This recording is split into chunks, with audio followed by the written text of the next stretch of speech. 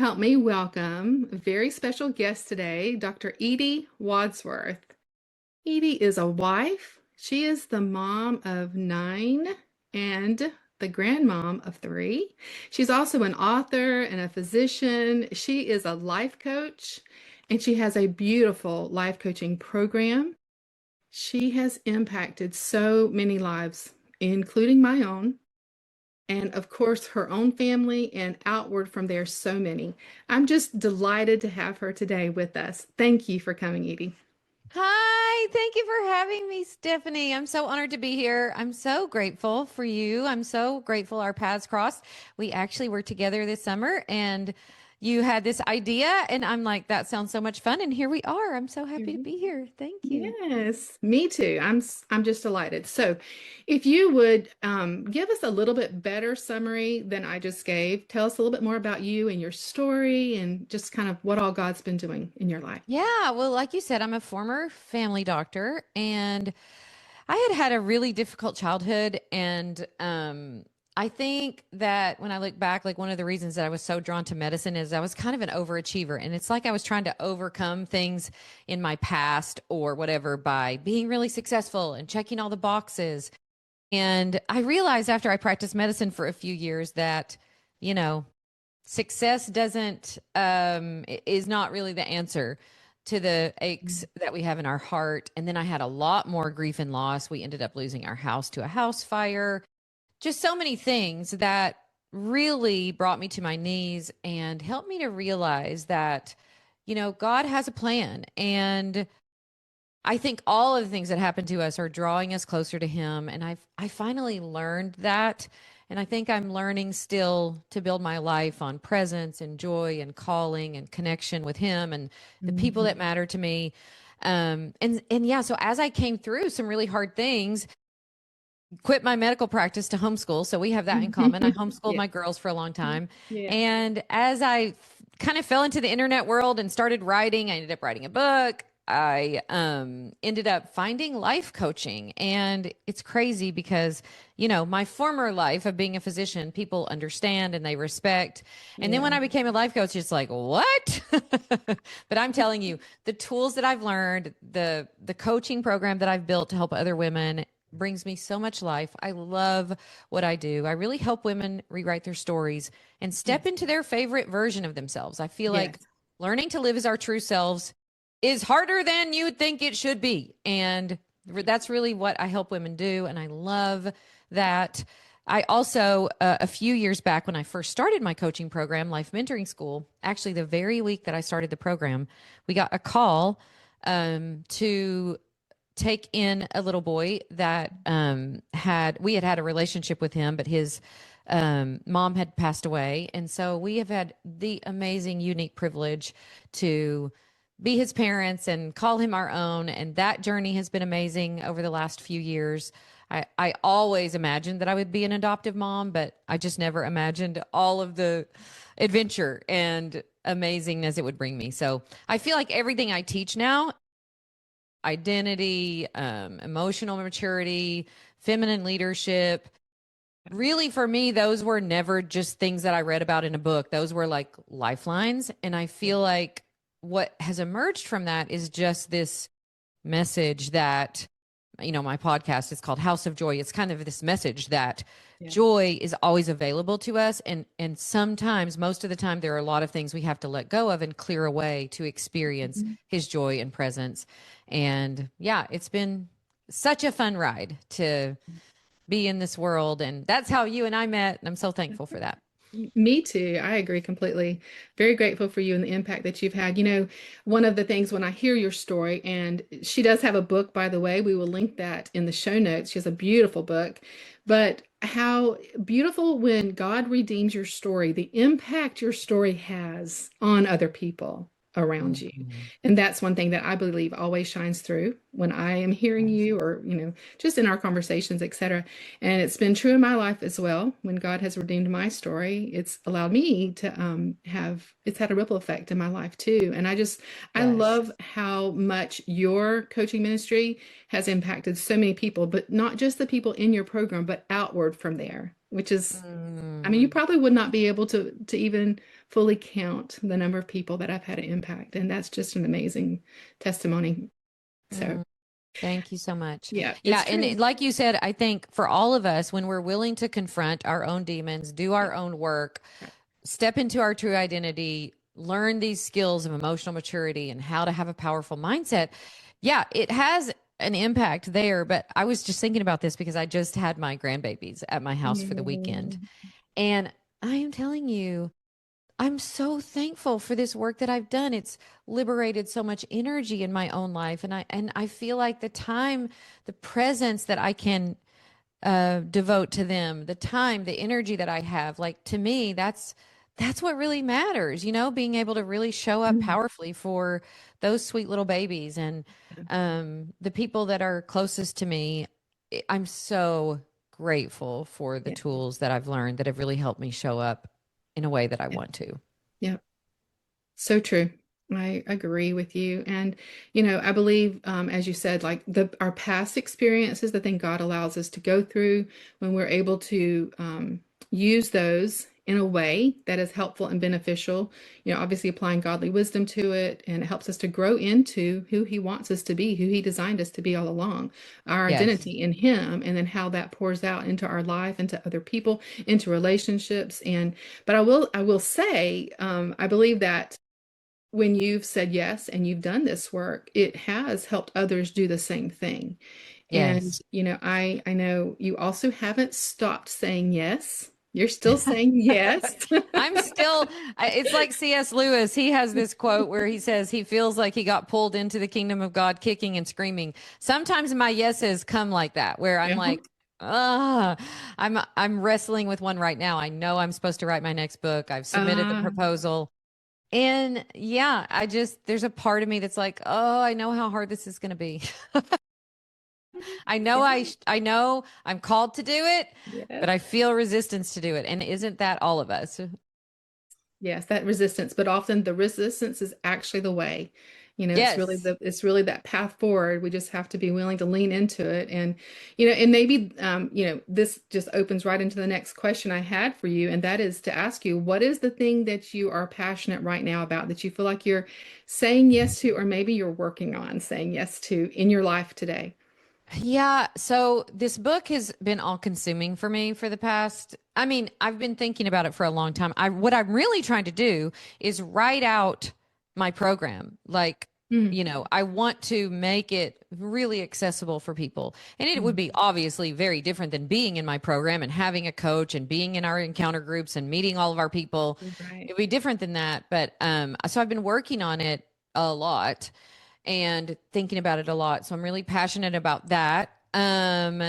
It's funny because as soon as you said that, I'm like, well, I'm really passionate about those grandbabies. Uh-huh. Um, Uh-huh.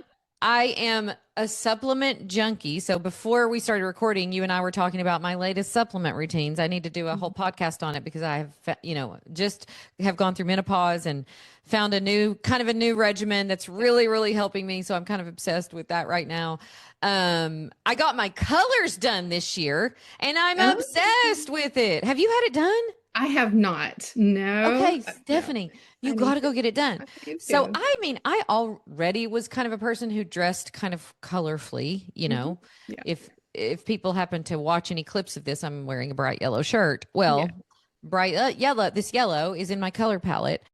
Mhm. And it's not that I wasn't wearing those colors. It's just that I had a lot of colors that I wasn't wearing. And I am telling you, it has given me so much life to kind of step No. into the colors that really match well with my skin. And like back in the 80s, I had it done and I don't know, like a spring or a summer. I can't even remember. And this is kind of different, but kind of the same. Yeah. And it was so fun. I had it done with my team. We all had it done together. And so it's been such a fun topic of conversation. So Yeah. I'm weirdly passionate about that as well. Yeah. Well, but I think it's beautiful, and it also does kind of help you step into more of your true identity a little bit, like in an outward way, because Yes, it's how you're built and designed. it's crazy Yes. how because even after I did the colors and I've always kind of been into fashion, yeah, I started realizing like how powerful it is, like all of those things to help you step into Hmm. your true self. And for me, that's like quirky and joyful. And I love to laugh and I love to have fun. And so like the ways that I'm dressing and the things that I'm wearing and the colors that I'm wearing, do they reflect that, Yes. those parts of Mhm. my personality? So yeah, Mhm. it's been really, really fun. I've enjoyed that. It makes shopping so much easier. Like I've got my little color swatches and I can go Mhm. into a store or shop online and I can immediately eliminate like 90% of the things. Like that's not my color, that's not my color, that's not my Wow. color. And it's not Mhm. that you can't wear your, colors that aren't your color. It's just that you notice the difference when you put something on that's like clearly in your color Right, palette.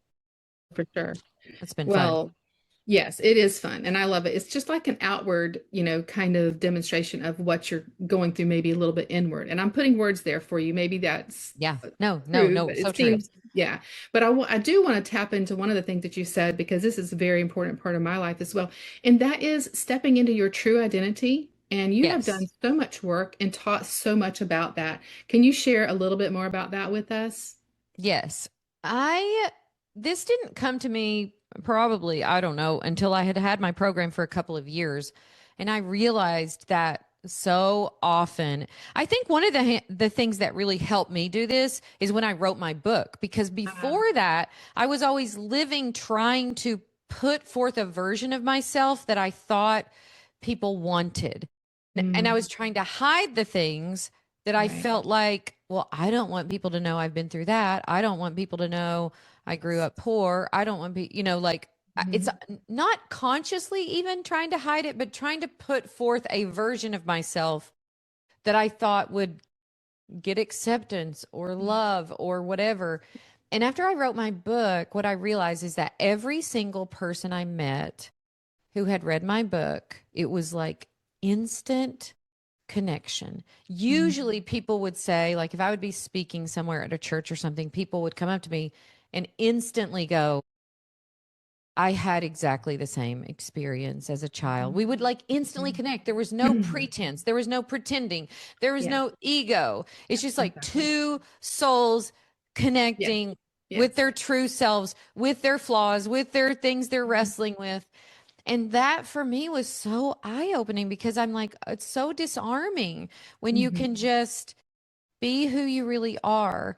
And so when I created my coaching program, I was coming up with things that I thought would help us do that mindset and emotional work, but I was never really leaning into what is it really like to live as your Mhm. true self? What does that mean? So Mhm. I dug into the scriptures and different books and, just borrowed from psychology and scripture and just came up with a way to think about it, true self, false self. And there's true self emotions and false self emotions. And although we're created to experience all of the emotions, Yes. some of us are living most of our lives in emotions that don't resonate well in our bodies. They don't create health. They don't create enjoyment of your Mhm. life. Yes, yes. And so then I just began to teach that to my women, and I noticed dramatic results and transformation when women learned how to live as their true selves. And the thing that often requires is one person to go first and say, Yes. I'm willing to do it. And there's a certain, it when you see it. There's a Yes. certain energy and because energy carries vibration and it has a Yes. certain feel about it. You Mhm. can tell when someone is being their true self. Yes. And as I created my program and we would have live events and we would all come together, you would see a bunch of women just encouraging each other and living as their true self and Mhm. not afraid to share their vulnerabilities and Yes. willing to say the hard things and willing to admit when there's something in their own life, in their own mindset, in their own emotional patterns that needed work.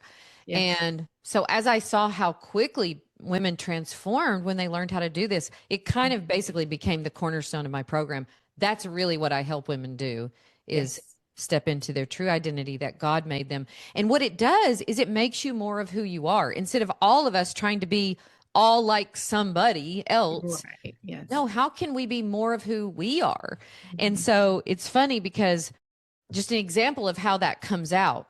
Like when I was redoing part of my house last year, I was like, oh, I want to make one of my rooms in my house feel like a little speakeasy or a honky tonk because I grew up going to honky tonks with my dad and I love country music. And I wanted a big picture of Johnny Cash and all my kids are musical. So I wanted all the musical instruments. And everybody thought I was crazy. Like, you're going to make a honky tonk room in your house? And I'm like, yep. And after Thanksgiving, we're going to go down and we're going to dance with the babies and we're going to play country music and my kids are going to. So I just had this vision, even though it, like everybody else can think that's a crazy thing to do. Mhm. But that felt so like me and it brings me home to myself and it helps me live as my true self. So yeah, I don't expect that everybody after their Thanksgiving wants to go down and two step and, do line dancing, but I do. Uh-huh. And my grandbabies know, like, oh, when we're with Grammy, she's going to play some honky tonk music and we're going to dance. And that's just a small example of how maybe at some point I would have hidden that a little bit or like not leaned into the things that make me who I truly am. And I think the more we all do that, the more we realize how amazing and unique it is that God made us and how we all have different passions and gifts and quirks and hobbies and just being able to lean into that. I think there's so much freedom in that. And especially in midlife, like we all get to this point where we're like, I'm tired of trying to pretend to be someone that I'm not. Right, So, exactly. yeah, Or that people teaching that has been powerful. it is, and I agree. I mean, I've experienced that right as you've shared it and seen it evidence in your groups when we get together and your events and everything. It's so true. And what you just touched on too about freedom, it is a freedom. It is stepping into that freedom that God calls us to, because when Yeah. He sets us free, we are free indeed. And I believe Yes. that is to step into who He designed us to be. Definitely Yes. not to cower away from that. You know, Right. he wants us to be that, or he wouldn't have designed us the way he did. He has intentionally designed us to be who we're supposed to be. And then also added to that, I believe, to do the work he gives us to do.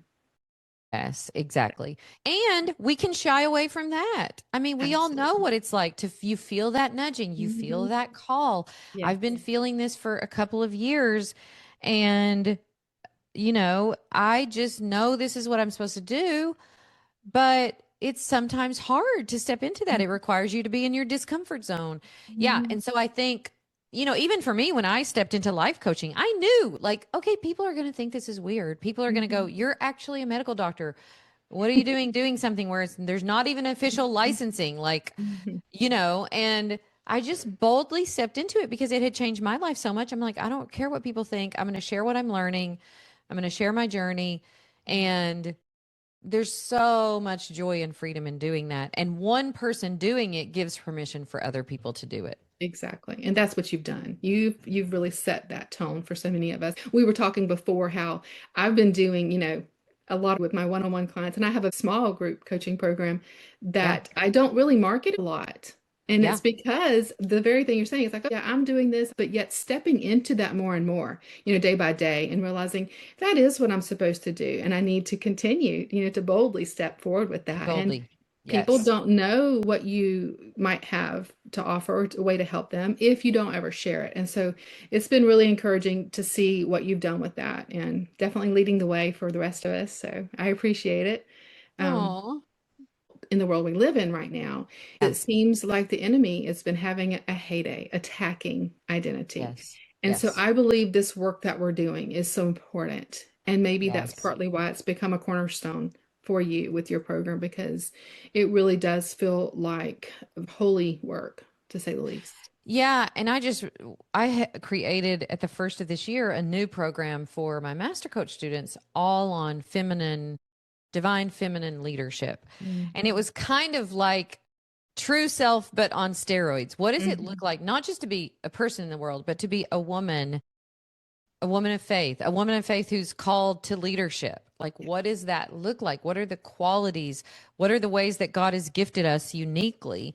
And man, that work was just so life changing for me to dig into that, to really Mhm. dig into Proverbs 31, because I don't know, I always felt like maybe the version of that I had heard just wasn't as robust as it could be. Like, I see Mhm. how amazing and powerful women are in their own lives and how we change families and we change communities and when we're living as our true self and living in our calling, like watch out. We Yes. know how to create connection and community and collaboration with each other. And I just felt like I hadn't ever been exposed to something that Mhm. really illuminated that in a powerful way. And yeah, it does feel timely. It feels like, yeah, it Mhm. feels like for such a time as this, when Yeah. it can be such a confusing time for, people coming up.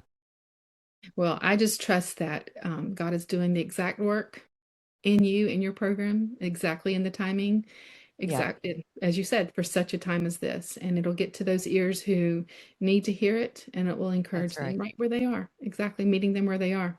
So I know an important topic that you've shared, I think more so this year, because I've been with you from almost the very beginning, pretty close to the beginning of your program. And Okay. I just have seen a shift towards the idea of leaving a legacy of love. I think Yep. it's been there, but it's kind of been coming more to the forefront in a lot of the Yeah. things I've heard you share. So would you Yeah. tell us a little bit more about what that means? Yeah. So Stevie and I have, like, a his, mine, and ours. We've been together 25 years, but he had kids, I had kids. We have kids together, and then we adopted Tom. So we have this big, crazy family. And from the beginning, we knew that to create a lot of connection for all of us, we wanted to create experiences for our kids. So the first year that we were married, Emmy was born in September, and we took all of our kids. She was 3 months old, to New York City for Christmas, and we Wow. literally had no money. So we've been doing this since we got together, Yeah. really prioritizing experiences. And what it has done over the years is created this beautiful, amazing connectedness with all of our kids.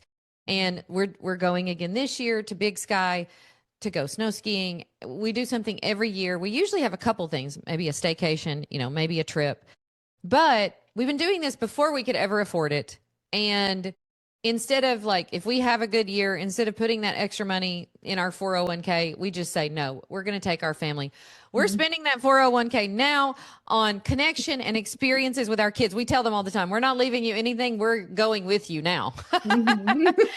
But we've kind of always been like that. And as I was doing my diving into the divine feminine leadership and thinking about, really, I was thinking a lot about, because you hear a lot of people talk about patriarchy, in a bad way. And I'm like, no, I want to study matriarchy because I want, instead of me deciding what men should all be doing, no, Yeah, what am I called to do exactly. in Yes. my family? And how Hmm. am I called to lead and create connection with Hmm. my kids and between the kids and with my grandbabies?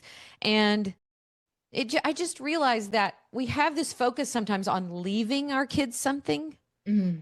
and I want to live it with them Yeah, now. I I don't, agree. they're not going to need my whatever money that I can save when they're, by the time because listen, I'm going to live until I'm 95. So they're going to be 70. They're not going to need anything from me. But Right. what the legacy that I can live right now, that legacy of love that I can live with them and creating experiences with them and prioritizing them. We spent this whole year basically traveling to see our kids and to do things with our kids.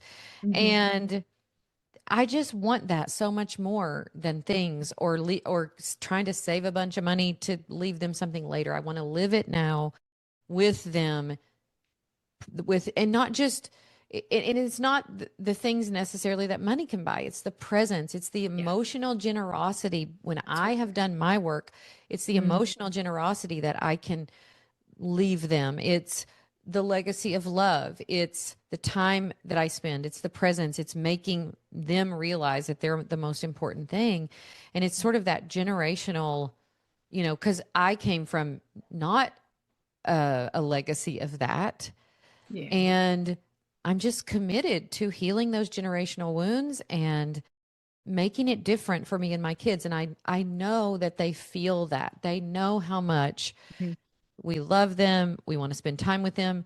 But we've also learned that sometimes the best way to do that is for Stevie and I to prioritize each other. So the legacy that we're living together in our own marriage and prioritizing Mhm. time together. And, our kids say all the time, like, you two are so funny. We've gotten into hobbies together in the last few years that we never had before, and just having fun. Mhm. So yeah, I like to think about living a legacy more than leaving one. And Mhm. love is always the center of that. Yeah. And we talk about unconditional love, but then we're always putting conditions on it. Mhm. And especially as women, I think in our stage of life, because I know I'm at the stage, and you're probably at the stage where sometimes my kids are going here for a holiday. Sometimes, Mhm. and we can get so tied into what our kids should be doing to make us Mhm. happy. And I Yeah. think learning to create your own life the way you want it, and being thankful for, I'm just always thankful for any amount of time or whatever that I get with them. And those kind of things, like the work that I'm doing, the inner work that I'm doing is legacy work, Mhm. That's because right. it's making an impact. They see that, oh, mom's not so needy for me. She's not micromanaging Mhm. my life because she's got her own life. Mhm. She's That's right. having great fun with dad. But then when we're together, that I just think that it's a much healthier way to live. And so the investment that I've made in my own self to get myself coached, in all the resources that I've given myself to get myself healthy again, Mhm. to me, that's living a legacy too. Yeah. So I think of it as living it, not leaving it. Yes, I love it. I love it. And I definitely agree with so much of that. And over here, doing the same, attempting, Yeah. to do Yeah. that same thing. I mean, it's a Yeah. daily walk sometimes, or, but or season by season, but definitely that's my goal as well. And Yeah. I do, work very much on knowing that my children and grandchildren and those around me in my circle, they know I Yeah. love them and I'm leaving that legacy of love. And that's what I hope they always will remember, no matter what I might give them, or the Yeah. tangible things that don't really last. They don't really matter. Yeah. And I mean, I will mention this because I do feel like, because I have a program where I train coaches, and you're doing an amazing work. A lot of the coaches that have come through our program are doing amazing work. And I feel like that's also a way that God is, multiplying the Sure. work that we're doing. We can share that with other people. And then who knows the ripple effect that that has on families and generations. And so just stepping up to say yes to the thing that you feel called to do is such an impactful way to multiply the gifts you've been given. That's right. That is so true. Stepping into all of it. Here for Yep. all of it, for sure. Yep. Um, okay, so one of the things, I feel like our people listening here, our listeners might be curious is they're hearing all this wonderful stuff and some of the fruit and how you got to this place. So if they are in a season in their life where they just really don't know where to start, like Yeah. what would you tell them to start with? And they may not even be in a season, Edie, where they're able to join any program right now, but like if they could Yeah. just do some work on their own at home, what would you tell them? Yeah. I think the thing that probably changed everything for me more than anything else was realizing that my thoughts, the things that I focus on and think about every day, are creating my reality. Hmm. They are creating my life. And when I started to take a look at those, I was thinking things like, my best days are behind me. Maybe I'm never going to get healthy again. I Hmm. always feel tired. I just can remember 10 years ago, before I did all these things, I can remember feeling like maybe it's just my personality that I'm just anxious and depressed. Hmm. And the thoughts that I was thinking were creating more of the same. And that's when I got introduced to life coaching and to cognitive behavioral therapy that teaches that your thoughts create your emotions, create your actions, and Yes. all of that create your reality. And I started really deciding on purpose, what do I want to believe about myself and about my life and about the Mhm. gifts I've been given and about my marriage and about my kids? And I started living way more intentionally. I started noticing a lot of those negative thoughts and asking myself, okay, whether or not, like, one of the first things that I worked on, this could be really powerful for people, because one of the things that I was struggling with is my past. And even when I Mhm. learned this coaching tool, I was like, yeah, well, you can't just think different thoughts about your past, because your Right. past actually happened. Mhm. And then I learned the most magical thing. Of course, you can think different thoughts Of about your course you past. can. That's right. So I started rewriting my past. Mhm. And I started looking in my past instead of for the things that had been harmful, instead of for where I had been abandoned or rejected. I started looking in my past for all of the treasures, for all of the people who did support me, for all Mhm. of the ways that my life was incredible, for all of the people who loved me, for all of the synchronicities and opportunities that I was given. And what I found after I went treasure hunting in my past is that Yeah. you can, in fact, rewrite your past. And you Mm. can't go back and change the things that happened, but you can tell yourself a different story about it. Or Right. at the very least, you can stop telling yourself the story that's making you depressed and Mhm. anxious and inflamed.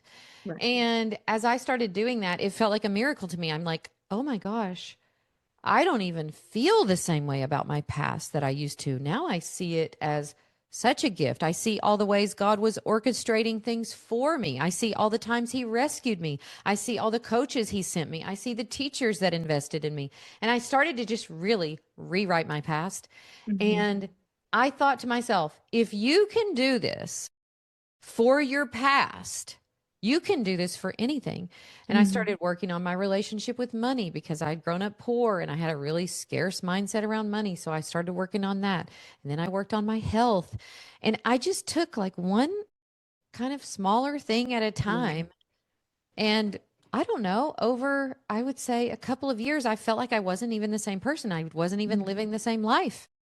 And now, 10 years after that, literally my life feels like a miracle to me. And it's not because I don't sometimes have hard things and challenges and problems. These tools are not going to be an off ramp to being a human. You're still going to be a human with hard things and hard emotions. But now I have tools and Mhm. skills that help me decide, okay, so I've had this challenging thing. Do I want that to define me for the next year?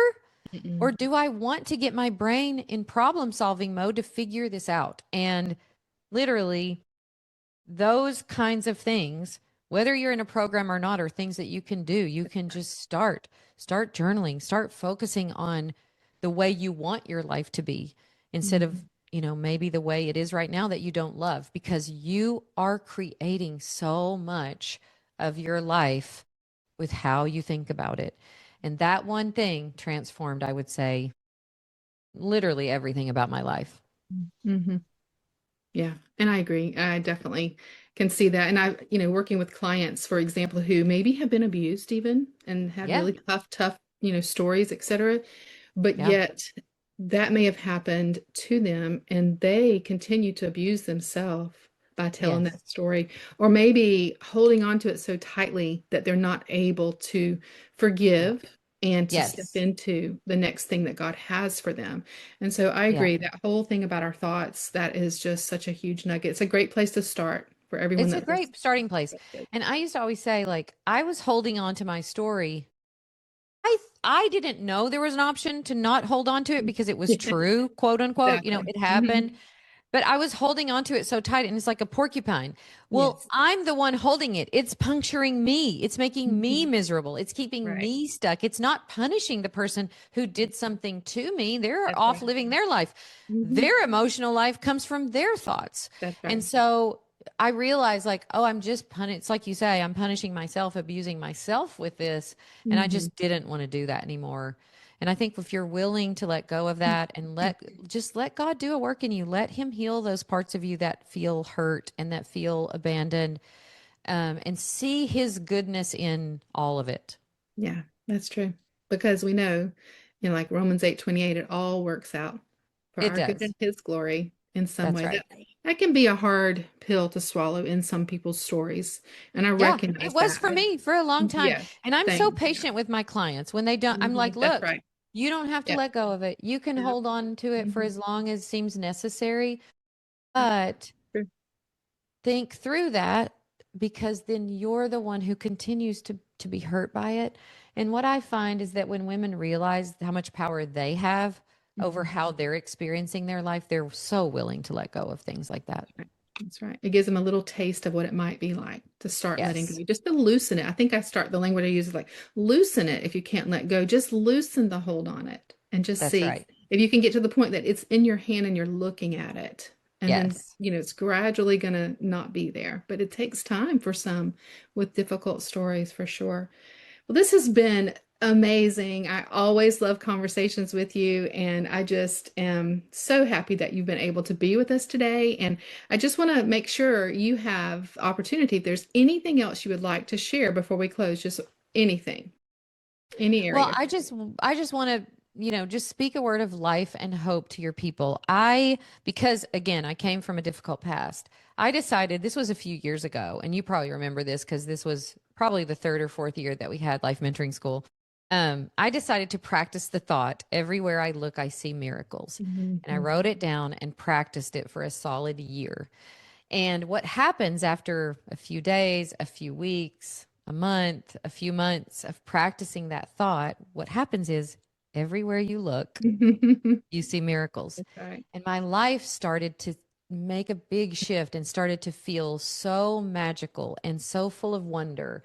And it shifted something in me that's hard to describe. So as we, are heading into a new year, pick a sentence, pick a thought Mhm. that gives you life, that inspires you, and just see what happens. Just write it down every day. Just practice it every day. Just think about it every day and just see what happens. I promise you, the power of the mind that God has given you is way more than we give it credit for. And just the power of one sentence to shift your whole entire year. I just experienced it firsthand, and I love when I see other people willing to do that. So, Yes, I agree. It's beautiful to see other people get to walk in that kind of beauty and freedom that you've yes. experienced yourself. It's so true. Well, I really appreciate all the wisdom, all the beautiful things you've shared with us today. Okay. And remember, if you want to reach out or work with Edie, you can look in the show notes. It'll be all there for you. And thank you again for being here.